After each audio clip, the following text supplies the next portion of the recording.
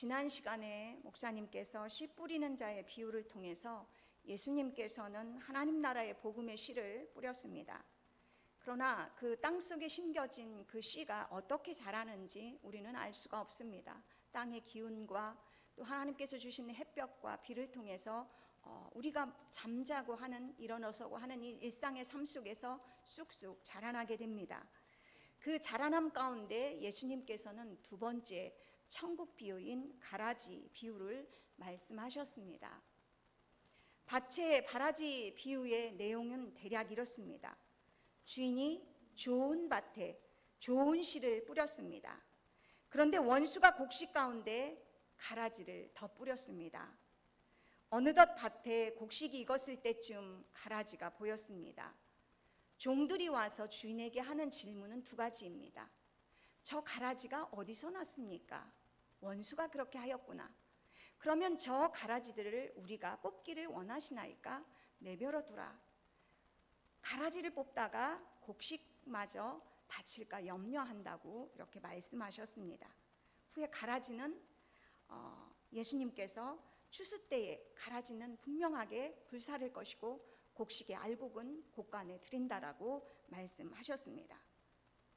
가라지는 학명으로 독보리입니다.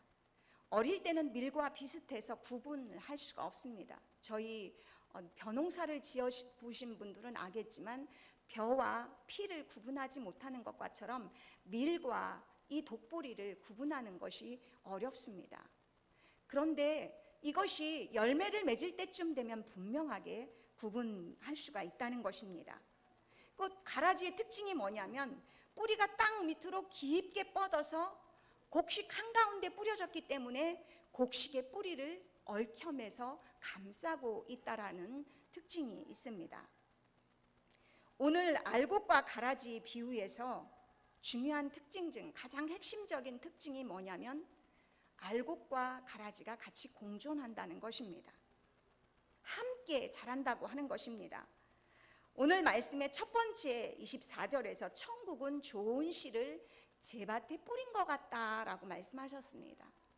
이 밭이 상징하는 것은 우리 마은 밭을 의미합니다. 하나님 나라가 임하는 천국 복음을 받아들인 마은 밭, 그들이 모여있는 교회를 밭이라고 일반적으로 말씀합니다. 그런데 오늘 또 밭은 이 세상을 말씀한다라고 오늘 예수님이 그렇게 해석하셨습니다. 이 세상에는 선과 악이 공존합니다. 의인이 있는가 하면 악인이 함께 있습니다. 지난 주간에 가장 이슈가 무엇이었을까요? 뉴스에 초등학교 학교에서 새내기 선생님이 극단적인 선택을 했습니다. 하루가 멀다 하고 우리가 학교 폭력이 얼마나 밑바닥에 떨어져 있는지를 우리가 요즘 잘 보게 됩니다.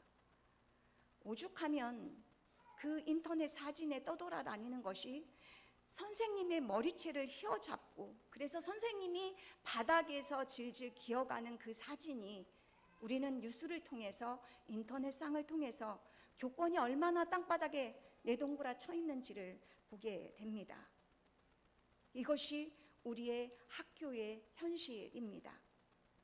선생님의 유서가 없었지만 분명하게 죽음으로 몰고 간 정황들이 있습니다. 그러나 그것이 잘 드러나지 않습니다.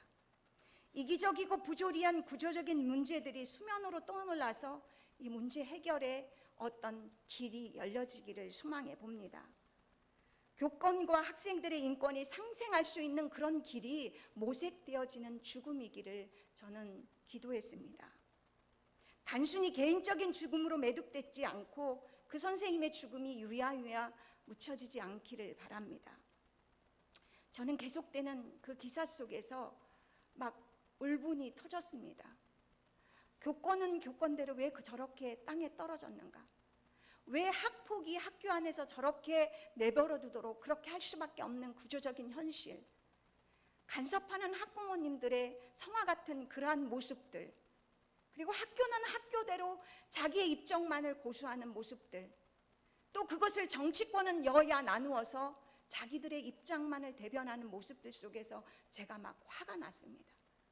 그래서 그 기사를 자꾸 안 보려고 했습니다. 이런 불의함이 우리가 살고 있는 세상 속에는 넘쳐납니다. 유전무죄, 무전유죄라는 말이 있습니다. 돈이 있으면 무죄로 풀려나겠지만 돈이 없는 자는 유죄로 죄를 받는다라고 하는 말입니다. 법률소비자연대의 조사에 따르면 국민의 80%가 유전무죄, 무전유죄를 인정한다라고 합니다. 그렇다고 한다면 우리가 사는 이 세상이 얼마나 불의한지를 보여주는 대목입니다. 그런데 이것이 오늘날 우리의 현실만이 그런 것이 아닙니다. 성경 시대에도 그런 불의함이 굉장히 많았습니다. 예수님 시대에도 그랬습니다. 오죽하면 하박국 선지자는 자신의 나라에서 이루어지는 이런 불의함들에 대해서 하나님께 이렇게 질문했습니다. 의로우신 하나님께서 왜 불의한 자들에 대해서 왜 그렇게 잠잠하십니까? 악인이 자신보다 의로운 의인을 저렇게 강포로 무자비하게 폭행하고 강포한 그런 정치들 현상 속에서 왜 하나님은 잠잠하신 것입니까? 그래서 악인들은 배부르고 잘 먹고 장사하고 떵떵거리는데 왜 이것이 왜 옳게 가는 인생이냐라고 하나님께 질문하고 있는 것입니다.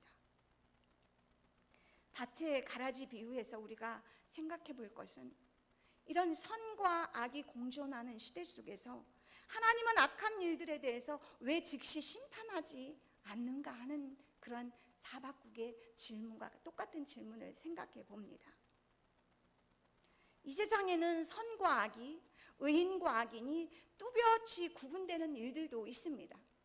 그것은 이 땅에서 그 죄악에 대한 그 열매대로 심판을 받기도 합니다.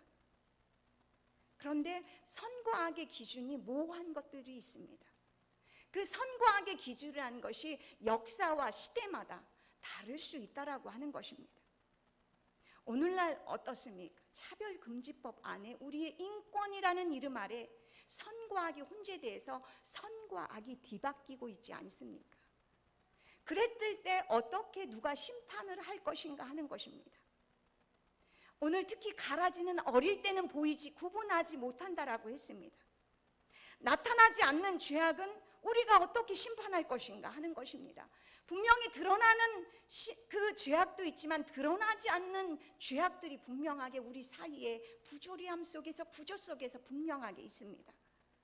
보이는 현상은 선한데 그 보이지 않는 본질이 악할 수 있습니다. 겉은 선한데 속은 악한 것일 수 있다라고 하는 것입니다. 겉은 악하게 드러나지만 그 과정 속에 선한 것들도 숨겨져 있는 경우도 있습니다. 우리가 선하다라고 하는 것, 우리가 악하다 하는 것들도 역사적일 수 있고 주관적일 수 있고 개인적일 수 있습니다. 그럴 때 어떻게 심판할 것인가, 누가 심판할 것인가 하는 것입니다. 이렇게 따지고 보면 어느 누구도 심판을 정확하게 할 수 없습니다. 온전하게 판단하실 수 있는 분은 오직 하나님뿐입니다. 하나님은 겉으로 드러난 것뿐만 아니라 본질적으로 숨어있는 그 마음의 심령과 보이지 않는 그 과정과 모든 것들을 심판하실 수 있는 유일한 분입니다. 그래서 하나님만이 재판장이다, 심판자라고 성경은 말씀하고 있습니다. 그래서 심판은 하나님의 일이고 사람의 일이 아닌 것입니다. 권한 밖의 일인 것입니다. 다윗이 억울하게 누명을 쓰고 물고 뜯는 상황에서 하나님께서 심판해 달라고 요청한 시편의 말씀이 있습니다. 시편 7절 8절 이하입니다. 여호와여, 나의 의와 나의 성실함을 따라 나를 심판하소서. 악인이 악을 끊고 의인을 세우소서. 의로우신 하나님이 사람의 마음과 양심을 감찰하시나이다. 오직 하나님께서는 이렇게 보이지 않는 사람의 양심과 본질과 보이지 않는 것들에 대해서까지 보이는 것뿐만 아니라 이러한 모든 것을 하나님만이 심판하실 수 있다라고 하는 것입니다. 시편 75편에도 그런 말씀이 있습니다. 너희 뿔을 높이 들지 말며 교만한 목으로 말하지 말지어다. 무릇 높이는 일이 동쪽에서나 서쪽에서나 말미암지 아니하고 오직 재판장이신 하나님의 일을 낮추시고 저를 높이시느니라. 동쪽 서쪽의 어떤 왕도 그 재판을 온전하게 할 수 없고 오직 재판장이신 하나님만이 온전하게 심판과 재판을 의롭게 하실 수 있다는 말씀입니다. 두 번째로 우리가 가라지 비유에서 생각해 볼 것은 하나님께서 왜 곡식과 가라지를 이렇게 공존하도록 내버려 두셨는가 하는 것입니다. 29절 30절입니다. 함께 읽어보겠습니다. 주인이 이르되 가만두라. 가라지를 뽑다가 곡식까지 뽑을까 염려하노라. 둘 다 추수 때까지 함께 자라게 두라. 이 세상에는 선인과 악인이 공존하는 것처럼 교회 안에도 참 성도와 거짓 성도가 섞여 있습니다. 겉으로 드러나는 종교 생활, 예배 드리는 것, 기도하는 것, 신앙생활하는 것 똑같습니다. 그런데 이 안에도 사람이 판단하는 것이 아니라 하나님이 인정하는 사람이 있고 하나님이 인정하지 못하는 성도가 있다라고 하는 것입니다. 그래서 우리는 예수를 잘 믿어야 합니다. 내 안에 예수가 그리스도라고 하는 분명한 그러한 신앙 고백이 내 안에서 내 입술로 고백되어지는 신앙 고백이 있어야 합니다. 그것뿐만이 아니라 우리가 살아가는 이 세상에서 예수를 잘 믿는다는 것, 이것이 그냥 단순하지만은 않다는 것입니다. 교회는 육적으로, 역적으로 인간관계 안에서 얽혀 있습니다. 교회 안에서 하나님의 잣대로 선과 악을 무자듯이 쫙 잘라낸다면 아무도 하나님 앞에서 살아날 자가 없을 것입니다. 하나님 일을 하다 보면 다툼이 있을 수 있습니다. 실수도 할 수 있고 그래서 싸울 수가 있습니다. 분쟁도 일어나기도 합니다. 그래서 미워할 수도 있습니다. 그럴 때마다 선과 악을 구별하다 보면 잘못하면 오판할 수도 있고 단죄할 수도 있는 잘못된 우리가 재판장으로서 일을 역할을 하게 되어 그런데 그 결과가 어떻게 되느냐? 공동체가 상처받습니다. 그런데 믿음이 강한 자들은 살아남지만 그 안에서 믿음이 연약한 자들은 하나님을 떠나게 되는 일이 있을 수 있다라고 하는 것입니다. 얽혀있는 이 교회 안에서 하나님이 심판을 미루고 하나님이 나중에 심판하는 이유인 것입니다. 하나님은 심판을 하지 않는 것이 아니라 잠시 보류하는 것입니다. 그래서 하나님의 관심은 이 가라지를 갈라내는 데 있는 것이 아니라 오직 곡식의 알곡에 있습니다. 원수마귀가 곡식 한가운데 가라지를 덧뿌렸습니다. 곡식 한가운데 뿌려졌기 때문에 가라지의 뿌리가 곡식의 뿌리를 얽혀매어서 그 곡식을 그냥 가만두지 않는다라고 하는 것입니다. 그런데 가라지를 뽑으려고 하다가 곡식까지 다칠까 염려하는 것이 주님의 마음이고 하나님의 마음이라는 것입니다. 하나님은 우리들을 염려하는 것이고 이 교회 안에 참 성도들을 염려하는 것입니다. 하나님은 예수를 믿는 그 한 사람을 이렇게 소중하게 여긴다라고 하는 것입니다. 저와 여러분을 누가 그렇게 소중하게, 하나님이 그렇게 소중하게 여긴다라고 하는 것입니다. 그 하나님의 사랑이 어디에 잘 나타나 있습니까? 오늘도 우리가 찬송을 했지만 잃어버린 한 마리를 찾는 그 목자 속에 잘 나타나 있지 않습니까? 100마리의 양을 가졌지만 그 잃어버린 한 마리를 잊어버렸을 때 99마리를 들에 두고 어떻게 합니까? 그 한 마리를 찾아내기까지 그 광야를 고군분투하는 것이 목자 아닙니까? 그 양 한 마리 때문에 광야를 헤매는 그 모습이 우리 주님 예수 그리스도의 모습이 아닙니까? 실제 예수님은 3년 반 동안 이렇게 한 알의 곡식알 한 성도를 찾아 나섰습니다. 특별히 요한복음 4장에는 유대인들이 그토록 경멸하는 사마리아 땅을 밟았지 않습니까? 그런데 그 사마리아 땅 우물가에 도착하셨을 때의 정오쯤, 낮 12시쯤에 도착했을 때 예수님의 모습입니다. 예수님이 지쳐서 우물가에 털썩 주저앉았다라고 하는 것입니다. 지금처럼 교통이 발달하지 않은 때 35도 40도가 나드는 그 광야를 지나서 사마리아 땅을 밟았다는 것입니다. 누구를 만나기 위함입니까? 수가성 사마리아 여인, 그 여인 한 여인 때문에 그 험한 길을 마다하지 않고 그 예수님께서 쫓아가지 않으셨습니까?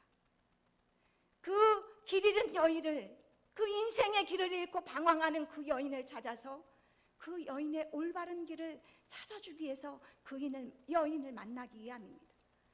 우리 한 사람 한 사람은 예수님이 우리의 인생 가운데 그렇게 찾아오셔서 그 바른 길을 가도록 우리와 만나주시고 우리에게 구원을 허락하시고 우리를 위로하시고 했던 분이 바로 예수님 아니셨습니까?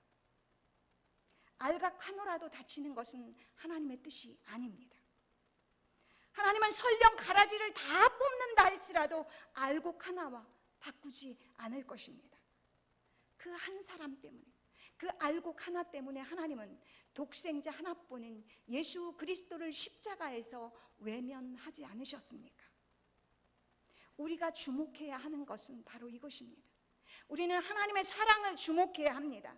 십자가 그 하나님의 사랑에 초점을 맞추고 교회가 나아가야 하는 것입니다. 교회는 불완전합니다. 교회 안에 알곡지 있지만 가라지가 그 안에 섞여 있기 때문인 것입니다. 선과 악이 공존하고 교회 안에도 불의한 일들이 있을 수가 있습니다. 그러나 우리가 불완전한 교회를 섬겨갈 때 하나님의 십자가의 사랑에 주목하여서 우리가 그 하나님의 십자가의 사랑을 주목하면 그 어려운 일을 넘어갈 수가 있습니다. 그러나 교회는 선악을 판단하는 일에 집중하다 보면 어떻게 됩니까? 교회가 상처받습니다. 혹 하나님께서 귀하게 여기는 한 영혼을 잃어버릴 상황을 만들어낼 수가 있다라고 하는 것입니다. 선악을 분별하기 위해서 분명히 갈라내도 그래도 그 교회가 하나 될 수가 있는가? 그렇지 않다라고 하는 것입니다. 교회가 하나 되는 건 우리가 그 하나님의 사랑에 집중할 때, 그 사랑으로 하나 될 때, 감싸 안을 때, 용서할 때, 그 십자가를 가지고 나아갈 때 교회는 하나 되고 상처받은 자를 치유할 수가 있다라고 하는 것입니다. 하나님은 39절 이하에 예수님의 그 가라지 비유 해석을 보면 반드시 심판하시는 하나님이라는 걸 볼 수가 있습니다. 예수님께서 이렇게 왜 자꾸만 천국을 비유로 말씀하셨습니까? 천국이 감춰져 있는 비밀이기 때문입니다. 그래서 예수님의 복음을 들을 때 마음의 문을 열고 잘 귀담아 듣는 자는 그 비유가, 천국 비유가 굉장히 더 쉬운 것입니다. 그러나 내 마음의 문을 닫고 들으면 더욱더 오리무중으로 감춰져 있도록 하는 것이 이 비유의 역할입니다. 천국 비유의 핵심은 예수 그리스도가 바로 씨 뿌리는 일을 완성하셨다는 것입니다. 또한 인자가, 예수 그리스도가 이 세상 끝에 반드시 심판하신다라는 것이, 이것이 바로 감춰진 비밀이라는 것입니다. 심판이 아직 남겨져 있다는 것, 이것이 천국 비유 중에서 또 비밀 중에 비밀인 것입니다.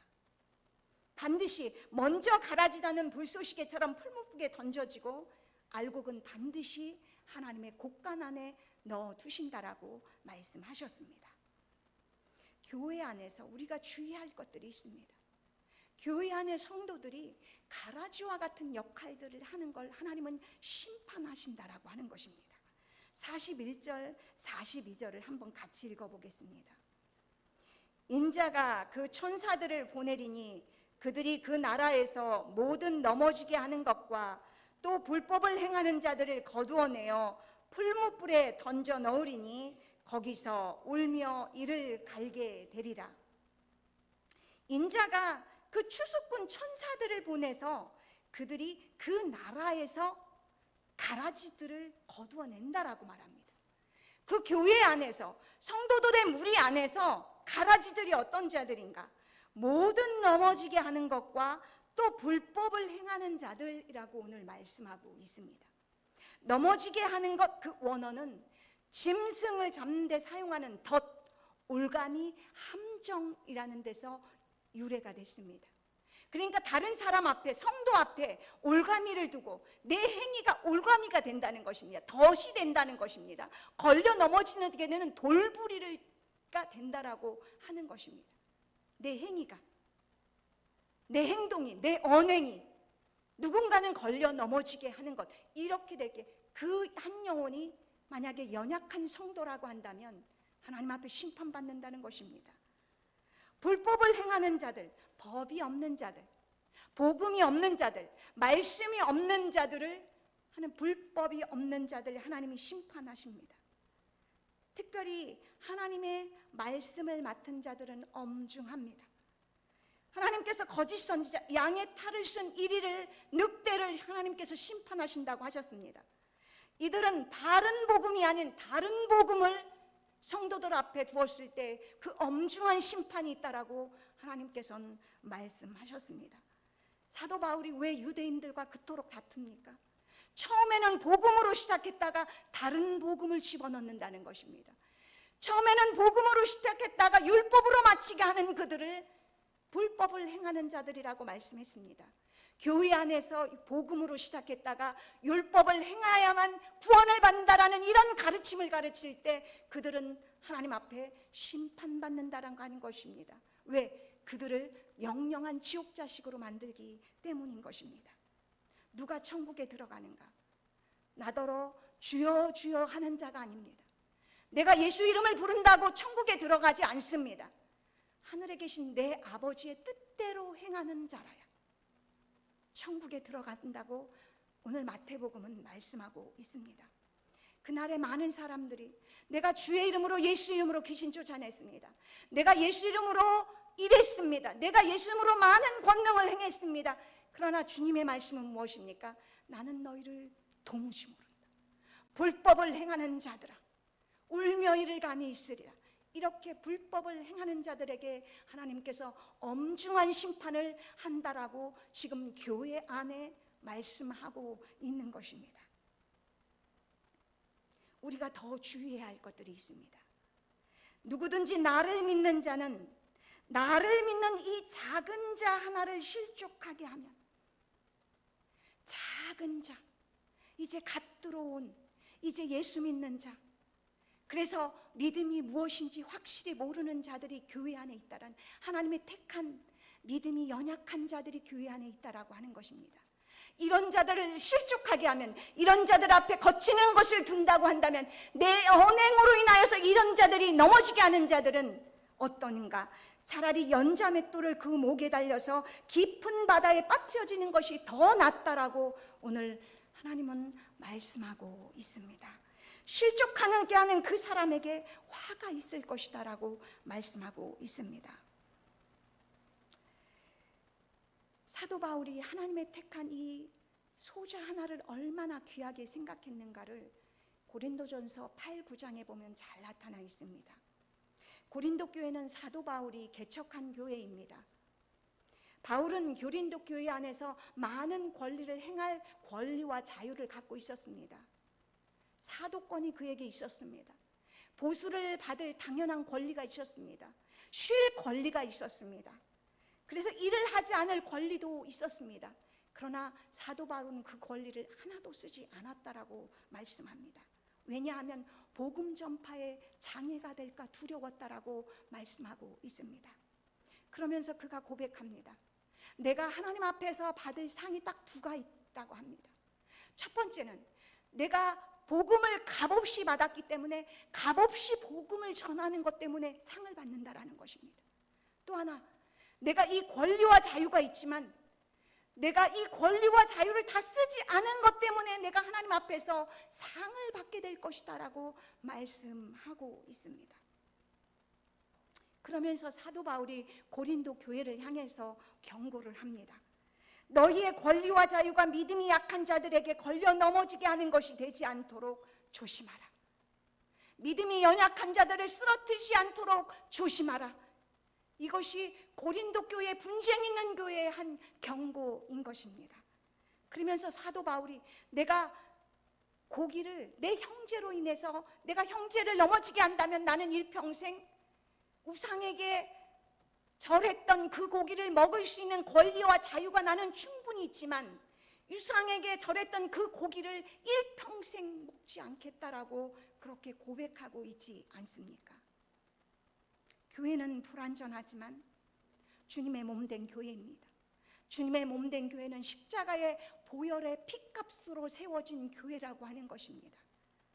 각 공동체마다 믿음이 강한 자도 있지만 믿음이 연약한 자들이 반드시 그 안에 있다라고 하는 것입니다. 믿음이 큰 자는 복음에 더 강한 믿음이 있기 때문에 우리가 강한 자유가 있습니다. 무엇인지 행할 수 있는 행위의 자유가 분명히 있을 것입니다. 우리가 술, 담배 피는 것 구원하고 상관없습니다.